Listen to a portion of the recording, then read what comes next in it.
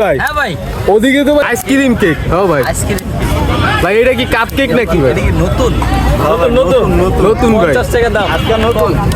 আমি যখন আগের কাছে আসি তার 15 দিনের মাথায় এক ভদ্র মহিলা হচ্ছে গিয়ে এখানে হোমমেড কেক, ওনার নাম হচ্ছে কি ফারহানা মেবি, উনি হচ্ছে গিয়ে নিয়ে আসছিল। আমি তখন ট্রাই করছিলাম, স্ট্রং ছিল, মজা ছিল।